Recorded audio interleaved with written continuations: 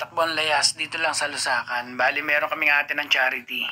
Yun no, unang charity ni Glossy Galingan mo ha. Para susunod marami pa tayong pupunta mas malayo. Siyempre pag ganitong event kasama natin ang buong Layas. Gaya ng dati, ang tagpuan sa kanto ng De La Puente, ang call time 7 o'clock, ang departure 7:30. Wait lang namin yung iba, mas marami, mas masaya, ganyan kami mga Layas. Kaya natagsagawa na nga kami ng ritual.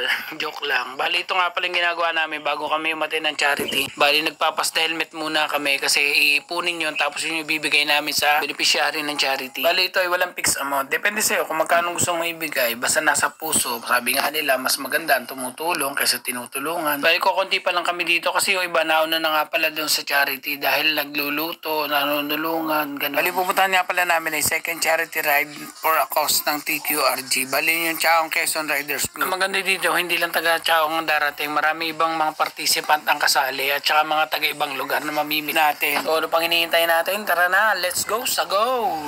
Uy, tama-tama, maganda ang panahon. Sigurado maraming rider makakapunta. Kahit yung mga nasa malayong lugar, sigurado makakarating. Upang magatid ng tulong. At syempre, may kasama ng pamamasyal. Ganito kasi masarap na panahon para mag...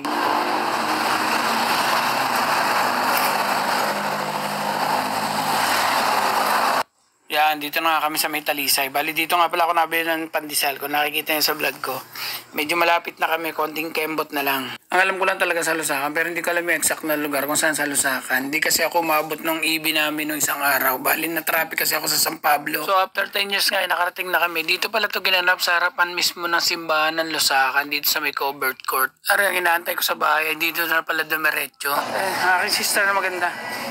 Big shoutout nga pala sa buong TQRG. Nandito nga pala yung logo ng Layas, Bro Reds, Punong Bantay. Siyempre tayo.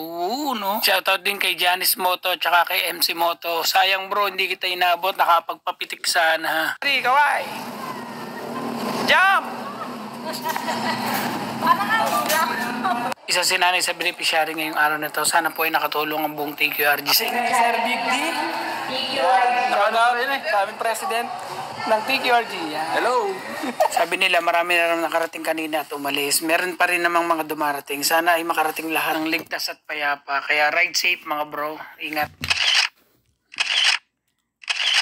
So hindi na rin kami nagtagal kasi marami pa kami mga gagawin sa kanya-kanyang bahay. Tulad ko, hindi pa nga pala ako naglalaba. Ganun talaga pag understanding. Hanggang dito na lang mga bro. Ingat lagi. God bless.